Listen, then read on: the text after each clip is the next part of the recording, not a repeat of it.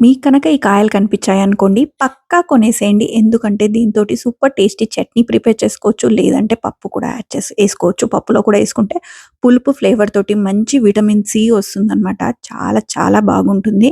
ఇవొచ్చేసి కలింకాయలు అంటాము మేమైతే.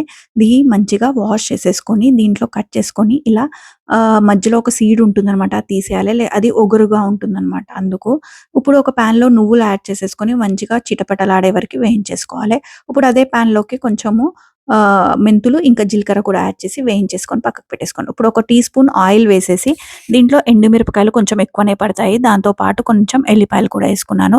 ఎండుమిరపకాయలు ఎందుకు ఎక్కువ పడతాయంటే దాంట్లో పులుపు ఉంటాయి ఈ కాయలు కాబట్టి మళ్ళీ కొంచెం ఆయిల్ యాడ్ చేసుకొని ఇవి కట్ చేసుకున్న మన ఇవి ఉన్నాయి కదా కాయలు అవి కూడా యాడ్ చేసి కొంచెం ఒక 5 మినిట్స్ మగ్గనిస్తే సరిపోతుంది. ఇప్పుడు చల్లారాక వీటిని ఇలా గ్రైండ్ చేసేసుకొని వీటిలోనే ఈ కాయలు కూడా యాడ్ చేసుకొని కొంచెం ఉప్పు, పసుపు యాడ్ చేసుకొని నేనిక్కడ నీళ్ళు ఎలాంటివి యూజ్ చేయకుండా గ్రైండ్ చేశాను. అంటే మనకి ఎక్కువ డేస్ ఉంటుంది కొన్ని డేస్. దీంట్లో మంచిగా పోపు పెట్టేసుకున్నారంటే సూపర్ టేస్టీ మనకి చట్నీ అనేది రెడీ అయితుంది. నచ్చితే లైక్ చేయండి.